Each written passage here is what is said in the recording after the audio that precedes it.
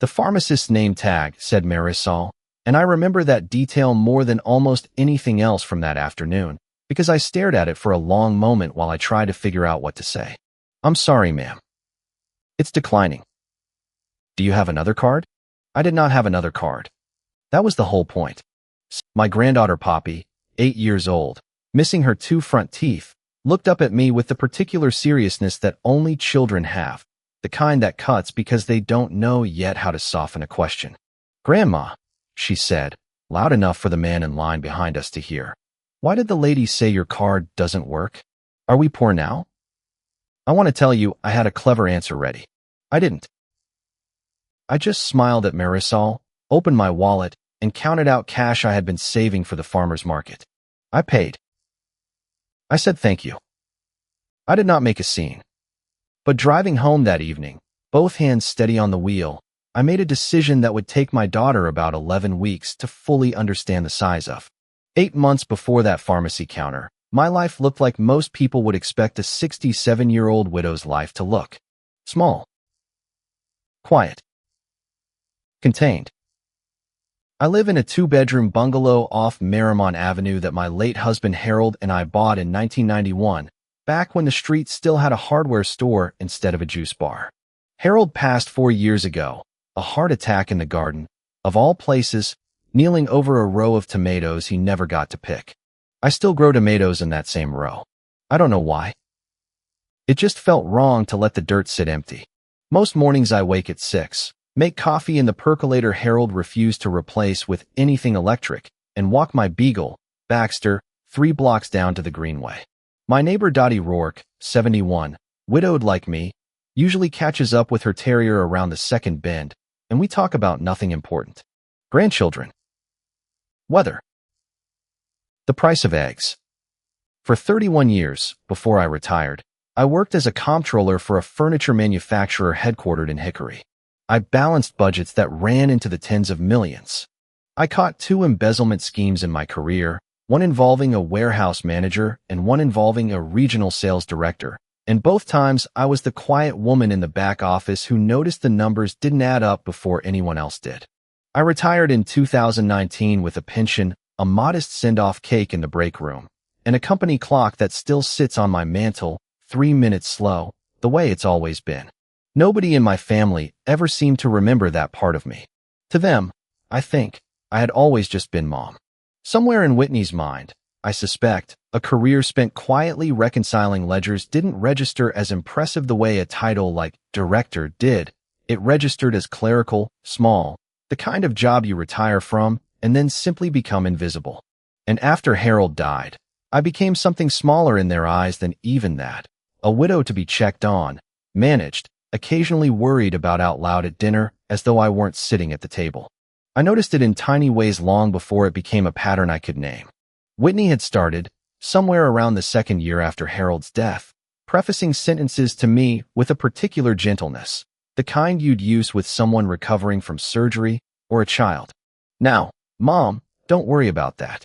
Mom, let us handle it. Mom, are you sure you're okay driving that far by yourself? I was 65 when it started. I had driven myself to Hickory and back for 3 decades in every kind of weather North Carolina could produce. But somewhere along the way, in Whitney's accounting of things, widowhood had quietly been reclassified as the beginning of decline. My daughter, Whitney, is 39. She's a marketing director in Charlotte, married to a good-hearted but conflict-avoidant man named Grant, and mother to Poppy, my only grandchild. Whitney grew up watching her father and me clip coupons and drive a Buick until it had 210,000 miles on it. And I think somewhere along the way she decided that was a life to escape rather than a life that had bought her braces, a college education, and a down payment on her first house. She never asked how we afforded any of it. She just assumed, the way children often do, that comfort simply happens to some families and not others. I didn't mind the assuming, not at first. What I minded, slowly, over the better part of 2 years, was the way it curdled into something else. The first time I really noticed it was Thanksgiving, 14 months before the pharmacy counter, at Whitney and Grant's house in Charlotte. A 2-story colonial on a street called Ivy Crest that always smelled, that time of year, like cinnamon candles bought in bulk from a home goods store. I'd brought my sweet potato casserole, the one Harold used to request every year, carried carefully on my lap the whole 90-minute drive from Asheville the way you carry something that matters more than its ingredients. I'd mentioned, gently, setting it down on the counter, that I thought the turkey could use another 20 minutes. A fact I knew not from guessing, but from 30 years of hosting this exact meal myself. Whitney didn't even turn around from the stove. "Mom, I've got this. You can just relax and let Grant handle carving. It's a lot for you to keep track of. I've carved a turkey before, sweetheart." "I know, I just mean, it's a whole production. Just sit. Please." It was such a small thing. A sentence, really. But I caught the tone underneath it, the tone people use with someone they've quietly decided is no longer fully capable. And I let it go, because it was Thanksgiving, and because I told myself I was imagining things. I sat in the front room with a glass of wine I didn't really want, listening to Grant and Whitney's voices in the kitchen, and I told myself, the way you do, that I was being oversensitive. That grief had made me tender in places that used to be calloused. Christmas came, and I heard, secondhand, through Grant, that the family gift budget had been discussed at a small gathering I wasn't included in, a planning call over a group chat that had somehow never pulled me in, though I'd been the one to start that same group chat 2 years earlier. "We'll just get Mom something small," Whitney had apparently said. "She doesn't really need much anymore." I don't think she meant it unkindly.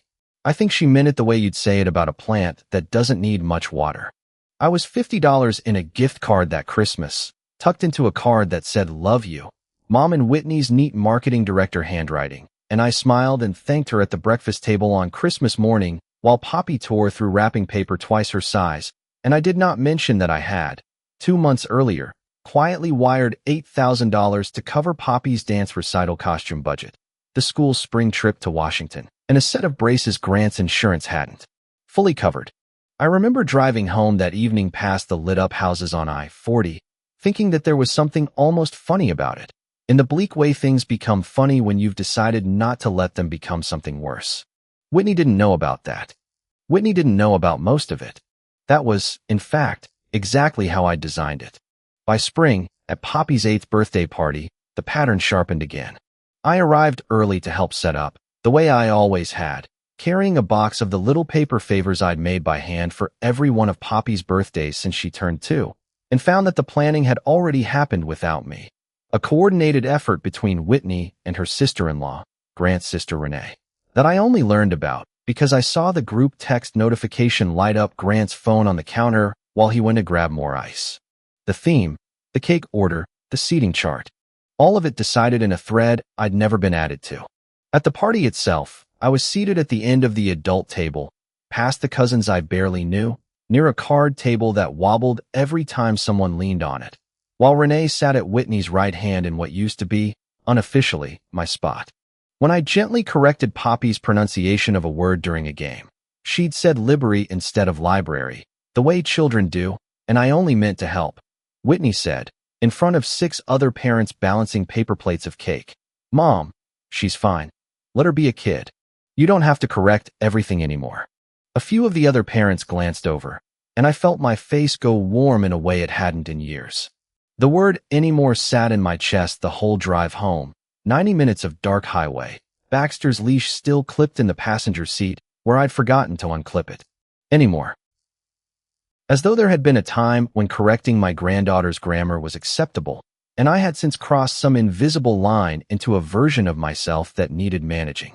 The 4th moment, the one that finished building the wall between what I understood and what I let myself feel, came on a Sunday dinner in early winter, 3 weeks before the pharmacy counter.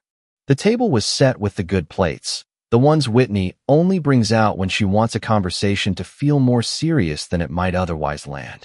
Poppy had already been excused to watch television in the next room, which, looking back, I think was deliberate. Whitney set down her fork, looked at Grant first. I noticed that, the way she checked with him before she said it, as though she needed permission or backup, and then looked at me. "Mom, Grant and I have been talking. We think it makes sense for us to start managing things for you a little more. Finances, I mean. Just to make sure everything's in order." "Everything is in order, sweetheart," I said. "I balance budgets for a living." "That was a long time ago, Mom." I remember setting my own fork down very carefully, the way you set something down when you don't trust your hand not to shake. I'm 67, Whitney. Not senile. Nobody said senile. She said it fast, a little too fast. We just want to help. I let it drop that night, the way I'd let the other 3 moments drop. I told myself I was choosing peace. Looking back, I think what I was actually doing was gathering evidence, the way I used to when I suspected a number in a ledger was hiding something larger underneath it. I just hadn't yet admitted to myself what I was building a case for. The catalyst came on a Tuesday in March, the same Tuesday that started this story, though I've now told you what led up to it. That afternoon had started ordinarily enough. Poppy had a half day at school, and I'd offered to pick her up so Whitney could handle a client call, a small favor I was glad to give. Those hours with her are the ones I treasure most, the two of us picking out ridiculous flavors of ice cream and arguing about whether a dog could survive on 98 degrees North Carolina heat with a full winter coat, which, according to Poppy, Baxter absolutely could not, and needed a summer haircut immediately. We'd stopped at the pharmacy on the way home because my hip had been bothering me and I was almost out of the anti-inflammatory my doctor had prescribed. What I hadn't told you yet is what happened 3 days before that pharmacy counter, because I didn't understand the full shape of it until later. Whitney had come across an old shared banking login, the one Harold and I had set up years earlier, so she could help pay bills if anything ever happened to both of us at once, a login I'd honestly forgotten still existed. Using it, without calling me first, she canceled 2 of my credit cards. Not because there had been fraud. Not because there had been an emergency. She later told the attorney it was because she'd noticed unusual spending patterns. The $8,000 I'd sent for Poppy's recital and trip and braces. Money she didn't know the context of. Money that looked, to a worried daughter scanning an old joint login late at night, like exactly the kind of thing you cancel a card over. She didn't call to warn me. She didn't call to ask what the charges were. She canceled the cards, and then, apparently satisfied she'd done the responsible thing, she went to bed. I found out at the pharmacy counter, with Poppy standing beside me asking if we were poor now. That night, I didn't call Whitney and shout.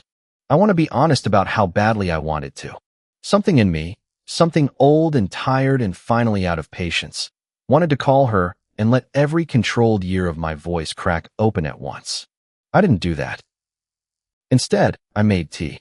I sat at Harold's old kitchen table, and I let myself feel the full weight of it.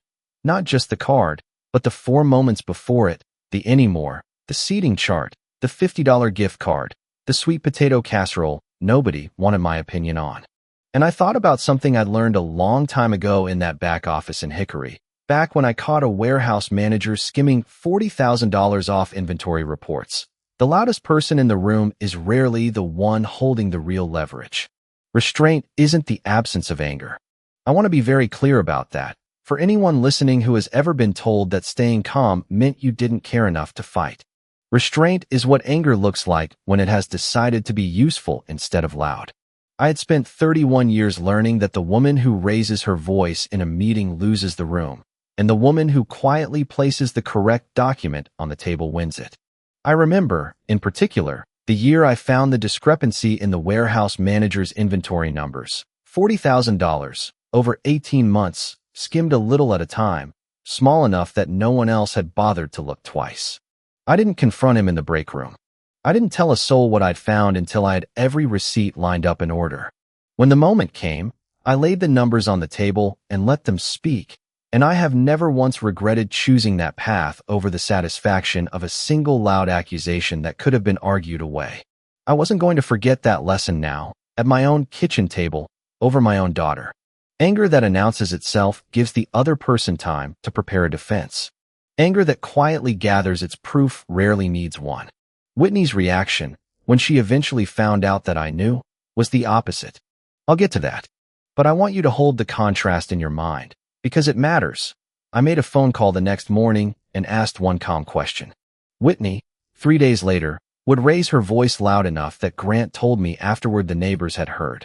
The phone call I made was to my attorney, a man named Aldous Pierce, who had handled Harold's estate and, quietly, mine, for the better part of a decade. Aldous, I said, I think it's time we brought some things into the light. He knew what I meant. He'd known for years, actually, because he was the one who'd helped me build it. Here is what my family did not know, what I had never told them, not out of cruelty, but out of a belief. Maybe a wrong one. I've had to sit with that a family works better when it isn't constantly calculating who owes whom. When Harold died, he left behind more than a modest pension. Harold had spent 26 years as a machinist and then a plant supervisor, and for 20 of those years, at my insistence, he'd funneled a portion of every bonus and every raise into an investment account I managed myself, using the same discipline I applied to corporate ledgers all day. Nobody else did the family spreadsheets. I did. Harold used to joke that I ran our household finances like I was auditing a Fortune 500 company, and he wasn't entirely wrong. By the time Harold died, that account, combined with his pension conversion and the proceeds from selling a small rental property we'd bought in 1998 for $18,000, had grown into a trust worth just over $1,200,000. I was the trustee. I still am. I want to explain why, because I think it matters for anyone who assumes a person like me simply got lucky. I didn't invest in anything exotic. I invested the way I'd been taught to reconcile a ledger, patiently, conservatively, checking my own work twice. I read the quarterly statements at this same kitchen table every 3 months for over 20 years, a cup of tea going cold beside me, moving small amounts between funds the way another woman might rearrange furniture, always for a reason, never on a whim. Harold used to tease that I treated our retirement account like it owed me an apology if it underperformed. He wasn't wrong. I have never once, in 30 years, made an investment decision out of impulse or fear, and I think that discipline, more than any single smart choice, is the actual reason the number grew the way it did. Whitney did not know this. What Whitney knew was that her father and I had done okay for ourselves. What she did not know was where the down payment for her first house had actually come from in 2015, she believed, because I let her believe it, that a modest bank loan and years of her and Grant's saving had covered the $42,000 they'd needed.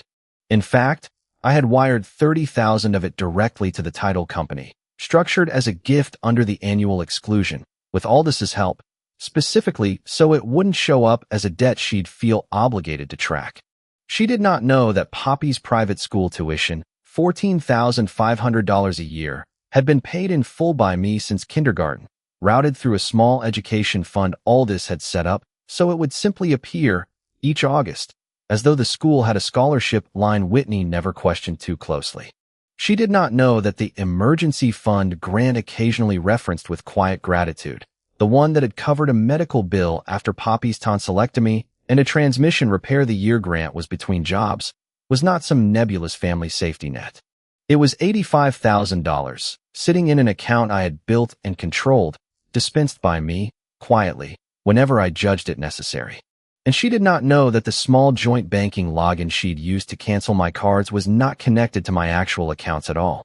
It touched a checking account I kept for convenience, with a few $1,000s in it for groceries and gas.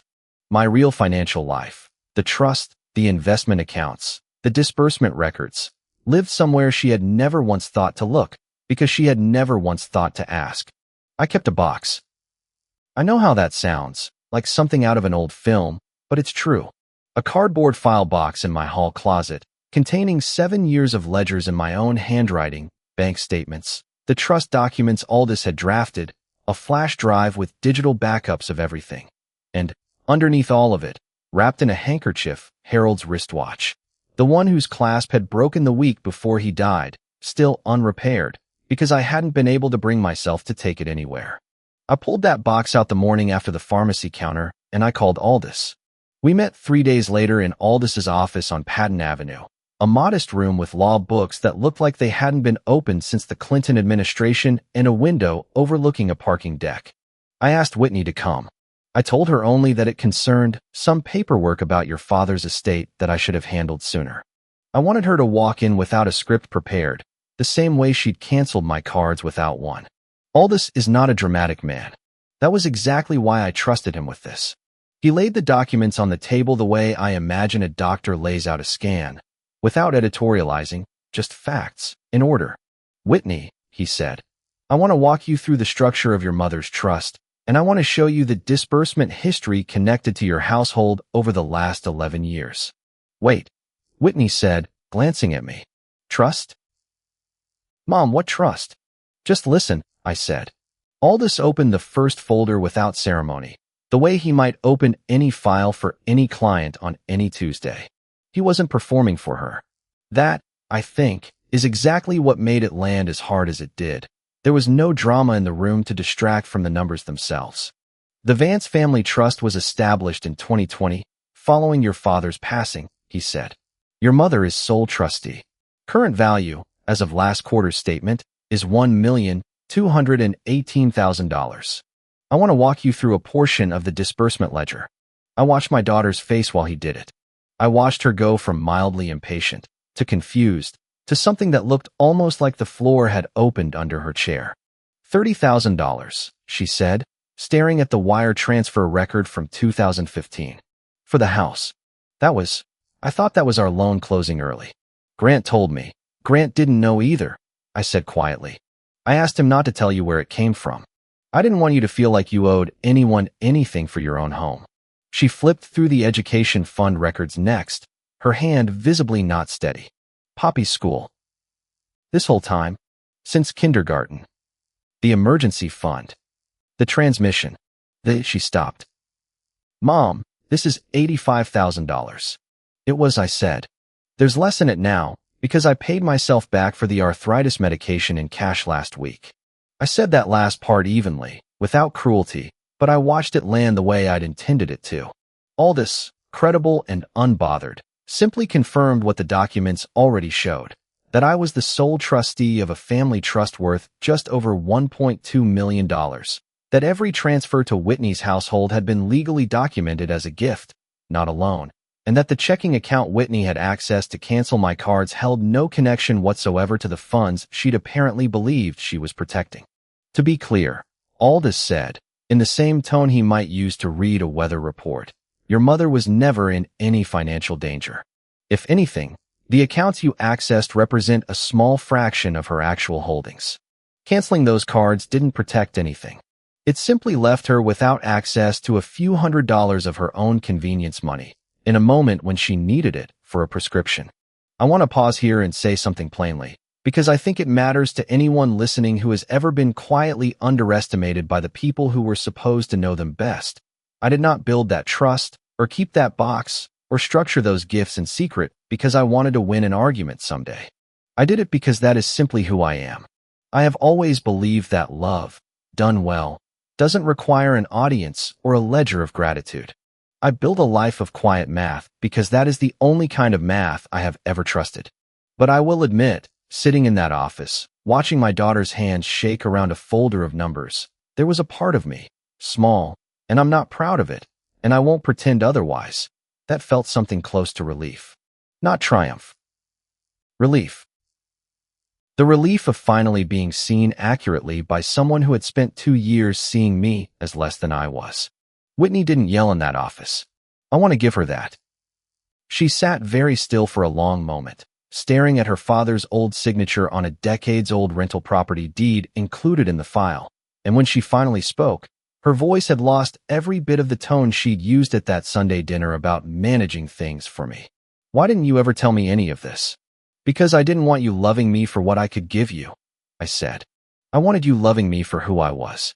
I think, somewhere along the way, I did that so well you forgot I was capable of anything at all. She started crying then, the kind of crying that isn't performative, the kind that happens when something in a person's understanding of themselves cracks quietly instead of loudly. I thought I was helping, she said. I saw those transfers on the old account, and I panicked. I thought, Mom, you know I've been anxious about money since Grant's layoff. I thought someone was taking advantage of you. An $8,000 wire looked like a scam to me. I didn't even consider that it might be you spending on us. I believe that was true. I want to be fair about that, because restraint, real restraint, isn't just about controlling your own voice in the moment. It's about being willing, later, to hear the other person's account without needing it to be an excuse. It wasn't an excuse. It was a reason. Whitney's fear about money is not irrational. She grew up watching her father's plant threaten layoffs twice, And Grant's own job loss 2 years ago had clearly left a mark on her that I hadn't fully understood because she'd never once told me about it directly. She'd told Aldis's paralegal, filling out an unrelated form, in a single unguarded sentence, and I'd only learned of it that day. That didn't undo the anymore. It didn't undo the seating chart at Poppy's party, or the $50 gift card, or the casual certainty with which she'd decided I needed managing. But it explained something underneath all of it that I hadn't let myself consider, that her dismissiveness wasn't really about believing I was diminished.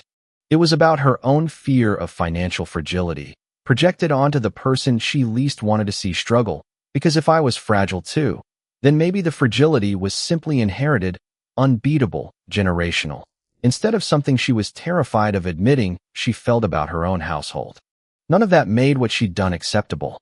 Aldis, still entirely without theatrics, made that point plainly before we left his office.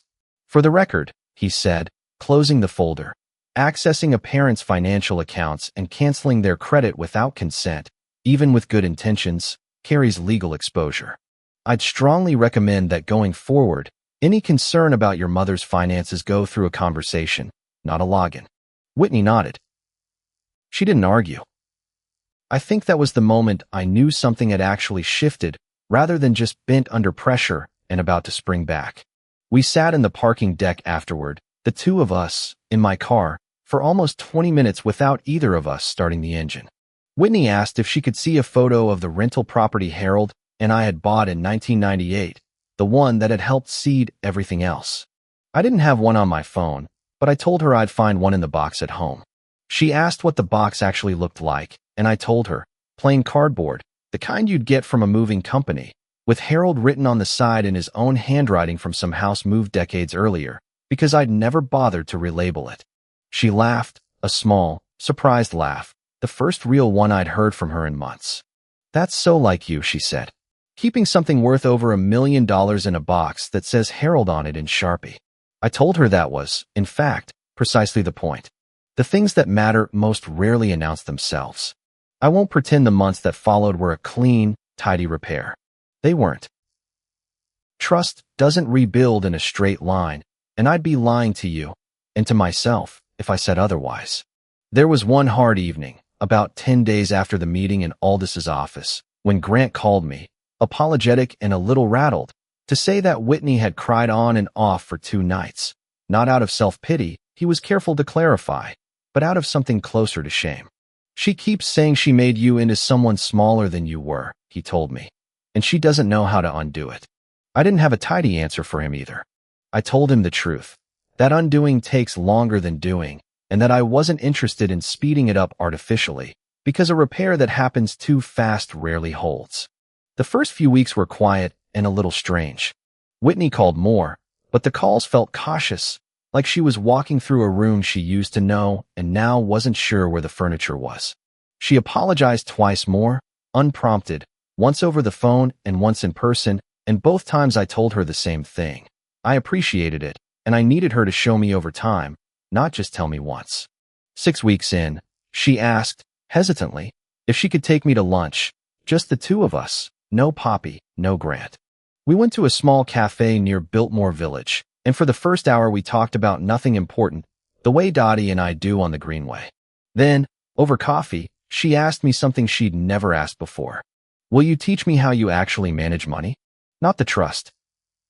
Just how you think about it. I don't want to keep being scared of it. I want to tell you that question meant more to me than the apology had. It did. An apology closes a wound. A question like that starts building something new next to it. We started meeting every other Sunday. Not fancy sessions, just me, at Harold's kitchen table, walking her through a household budget the way I once walked junior staff through quarterly reports. The first session, she brought a spiral notebook like a student, and I found myself, without quite meaning to, softening at the sight of it. We went through fixed expenses and variable ones. We talked about an emergency fund she and Grant were building from scratch now, on their own, a modest $4,000 so far, which she told me about with more pride than she'd ever shown over anything I'd quietly handed her. I didn't hand her my ledgers. Some things I still keep to myself, and I've made peace with the fact that boundaries are not the same as punishment. I told her, plainly, in the third or fourth of those Sunday sessions, that I would not be adding her back to any shared account, ever, and that any future support I offered the family would go through all this, on paper, with terms both of us understood. She accepted that without argument. I think she understood, finally, that it wasn't a punishment. It was simply what respect looks like on paper. By the 9th or 10th session, something had shifted between us that had nothing to do with money at all. She started asking about Hickory, about the embezzlement case with the warehouse manager, about what it had actually felt like to be the only woman in a room of auditors in 1994. I hadn't realized, until she asked, how long it had been since anyone in my family wanted to hear those stories instead of simply tolerating them. 10 weeks after the pharmacy counter, Poppy's school called an evening where grandparents were invited to a small spring recital. I arrived to find that Whitney had saved me a seat in the second row, not the back, and had asked me, ahead of time, whether I wanted to help pick out Poppy's recital dress, the way I used to before all of this started. It was such a small gesture. It was also, to me, enormous. Somewhere around week 12, I finally took Harold's watch to a jeweler on Wall Street downtown. The little pedestrian one, not the financial one. Asheville has both, and people from out of town always get confused, and had the class prepared. It cost $60 and took 11 days. When I picked it up, I didn't put it back in the box in the hall closet. I put it on my wrist, and I've worn it most days since. At Poppy's next birthday, 13 months after the last one, I helped plan the party from the beginning. I sat at the head of the table, not the end. And when Poppy, older now, asked me to tell her a story, I told her, carefully, in language an 8 turning 9-year-old could hold, that sometimes the people who seem the smallest or the quietest in a room are carrying more than anyone around them realizes, and that it is never wise to assume you know the whole shape of someone's life just because you've only seen one small corner of it. She thought about that for a second, the way she does, and then she asked if she could have cake now. I told her yes. Some lessons only need to be planted, not explained twice. If you've stayed with me this long, here's what I want to leave you with. Being underestimated by the people who are supposed to know you best is one of the quieter griefs a person can carry, and it rarely announces itself all at once. It arrives in small comments, small seating arrangements, small assumptions about what you can and cannot handle anymore. You don't have to raise your voice to prove you were never as small as they thought. Sometimes the truest form of strength is simply staying steady long enough for the truth to catch up to everyone else. If this story sounded familiar to you, in any shape at all, I'd love to hear about it. Tell me in the comments, has someone in your family ever underestimated you? And what happened when they finally found out the truth? I read every one.